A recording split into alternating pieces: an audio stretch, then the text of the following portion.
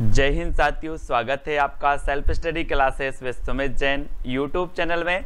और दोस्तों, हिंदी साहित्य की क्लास स्टार्ट हो चुकी है और हिंदी साहित्य की टिरकी वीडियो सुबह 9:30 बजे प्रतिदिन आपको सेंड करता हूं, प्रेषित करता हूं। दोस्तों, अब आपको दोस्तों वीडियो को लाइक करना है, शेयर करना है। और इससे पहले मैंने हिंदी साहित्य के 50 टिरकी वीडियो मैंने आपको दिए हैं दोस्तों, प्लेलिस्ट में जाके देखना, हिंदी साहित्य ट्रिक्स, ठीक है। एक पूरा 10 घंटे का आपका वीडियो दिया है। अगर आपका एग्जाम मान के चलो कि कल है, तो आप आज पूरा 10 घंटे का अगर वीडियो देखते हैं दोस्तों, तो आपका जो एग्जाम है वो बिल्कुल मस्त जाने वाला, ठीक है। तो 10 घंटे वाला वीडियो जरूर देखें। और दोस्तों, ये आपका व्हाट्सअप नंबर है जहां से आपको ग्रुप में जुड़ना है, ठीक है। टेलीग्राम ग्रुप में जुड़ने के लिए सर्च करना है IAS स्टडी ट्रिक और ज्वाइन हो जाना है, ठीक है। तो स्टार्ट करेंगे दोस्तों। आज हम रीतिकाल के नामकरण को ट्रिक से पढ़ेंगे। इसके पहले मैंने आदिकाल को भी याद करवाया है, ठीक है। तो स्टार्ट करेंगे आज का ये वीडियो, ठीक है।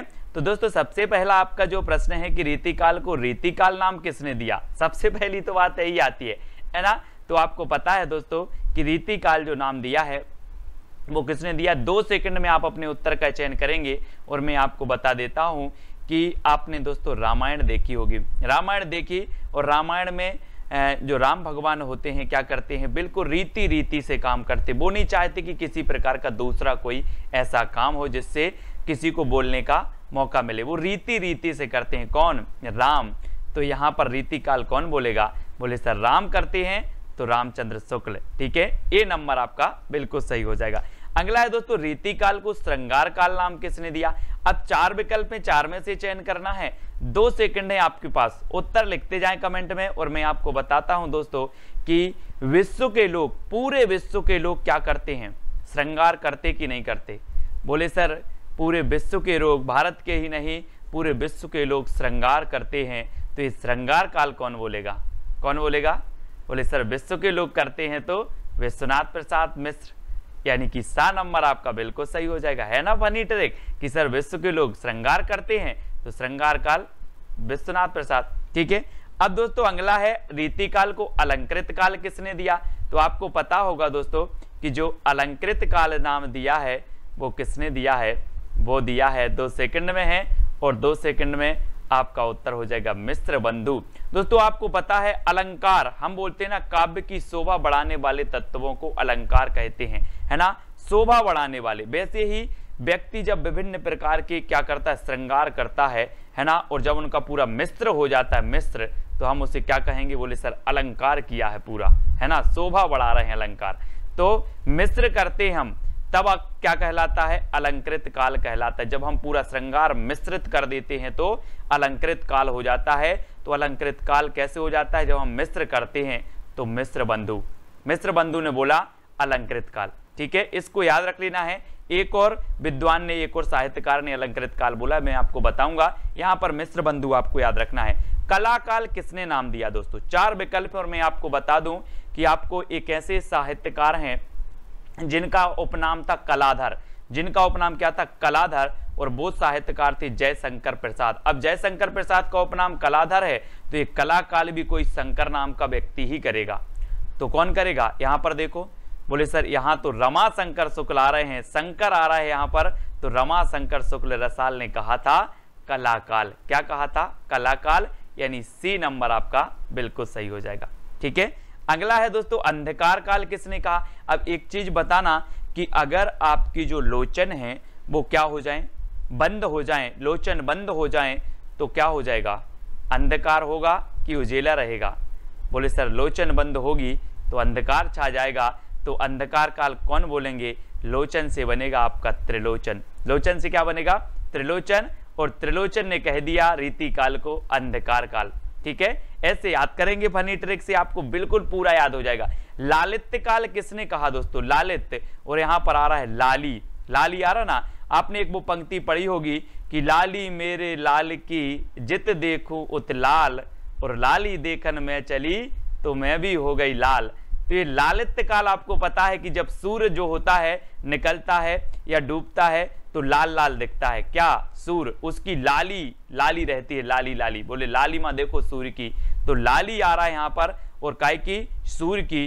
तो लालित्य काल कौन बोलेंगे, सूर्यकांत शास्त्री, यानी कि आ नंबर आपका बिल्कुल सही हो जाएगा, ए नंबर। ठीक है, अगला है अपकर्ष काल किसने नाम दिया। दोस्तों आपको पता होगा उत्कर्ष का विलोम होता है अपकर्ष। अपकर्ष मतलब होता है दोस्तों ह्रास। क्या होता है? ह्रास। और आपको पता है कि अगर आपने बुद्धि के देवता गणपति की पूजा नहीं की तो आपकी क्या हो जाएगी? उत्कर्ष नहीं होगा, आपका उन्नति नहीं होगी, आपका अपकर्ष होने लगेगा, क्योंकि आपकी बुद्धि नहीं चलेगी तो अपकर्ष होने लगेगा। तो अगर अपकर्ष नहीं करना है तो आप दोस्तों गणपति जी की पूजा करो, नहीं करोगे तो अपकर्ष हो जाएगा, अपकर्ष। ठीक है, तो इस प्रकार से याद रखेंगे कि अपकर्ष काल नाम दिया गणपति चंद्रगुप्त ने। बोले सर मैंने गणपति जी की पूजा नहीं की थी तो मेरा अपकर्ष हो गया, अब लेकिन करेंगे। ठीक है, तो गणपति चंद्रगुप्त। अगला है आपका शरीर काल नाम किसने दिया? शरीर काल बताना है दोस्तों। और आपको पता है कि हमारा जो ये शरीर है दिन भर काम करता है, दिन भर काम करता है, दिन भर काम करता है, तो कौन होंगे फिर? शरीर काल कौन बोलेंगे? तो सर बोला कि सर जो हमारा शरीर है वो दिन भर काम करता है, यानी कि शरीर काल कहा किसने? दिनकर जी ने, है ना, रामधारी सिंह दिनकर साहब। आपको पता होगा इन्हें अनल का कवि कहा जाता है ना। और दोस्तों इन्होंने कहा है रीति काल को शरीर काल। बोले सर शरीर तो दिन भर काम करता है तो दिनकर। ठीक है, इस प्रकार से याद करते जाएंगे, स्मृति में बैठाना है, व्यवहारिक जीवन से जुड़ना है और याद हो जाएगा। ठीक है, रीति काल को रीति शाखा काल किसने कहा है? रीति शाखा काल बताना है दोस्तों। और आपको पता है कि आपने एक प्यारी सी सॉन्ग सुना होगा दोस्तों, बुंदेली भाषा में है शायद, वो क्या कहते हैं? बना की अबधपुरी ससुराल बराते को जय है रे। अबधपुरी ससुराल आपको पता है राम भगवान की अबधपुरी ससुराल। तो अबधपुरी में कौन कौन जा रहे हैं? सखा जा रहे हैं, सब सखा, है ना। तो रीति शाखा यानी कि रीति सखा जा रहे हैं कहां पर? अबध जा रहे हैं। तो राम अबध द्विवेदी ने कहा रीति शाखा काल, यानी कि सी नंबर आपका बिल्कुल सही हो जाएगा। ठीक है, अगला क्वेश्चन है दोस्तों, रीति काल को ह्रास काल किसने दिया है? अब अगर आपको अपना ह्रास नहीं करना है तो आपको क्या करना पड़ेगा? शंभुनाथ। आपने नाम सुना होगा, शंकर जी को शंभु भी बोलते, शिव शंभु, है ना। तो हमें शंभु की क्या करनी पड़ेगी? पूजा करनी पड़ेगी, अर्चना करनी पड़ेगी। अगर ह्रास नहीं चाहते हो, नहीं तो आप शंभु की पूजा नहीं करोगे तो ह्रास हो जाएगा, है ना। तो ह्रास हो जाएगा, इसलिए शंभु की पूजा करो। तो ह्रास काल कौन बोलेंगे? बोले सर शंभुनाथ से, यानी सी नंबर आपका बिल्कुल सही होगा। ठीक है, अगला देख लेते हैं, शास्त्रीय काल किसने कहा दोस्तों। और आपको पता है कि जो बड़े बड़े शास्त्री लोग होते हैं, पंडा लोग होते हैं, वो क्या करते हैं, है ना। आपने देखा होगा वो प्रसाद बांटते हैं, प्रसाद आप भी ले लो, प्रसाद आप भी ले लो, आप भी ले लो। शास्त्री लोग प्रसाद बांटते हैं, तो शास्त्री काल कौन बोलेगा? बोले सर राम प्रसाद बांट रहे हैं, प्रसाद। राम प्रसाद मिश्र ने कहा है रीति काल को शास्त्रीय काल। अब याद रख लेना, शास्त्रीय काल बोले प्रसाद बांटते हैं तो राम प्रसाद मिश्र, है ना। अगला है चारणी काल नाम किसने दिया? चारणी काल। और आपको पता है दोस्तों, अगर आप किसी की क्या कर दो? FIR कर दो, FIR, तो क्या वो कहेगा? चरण पकड़ेगा आपका, माफ कर दो साहब, अब कुछ नहीं करेंगे, तो आपके चरण पकड़ेगा अगर आपने किसी की FIR कर दी। तो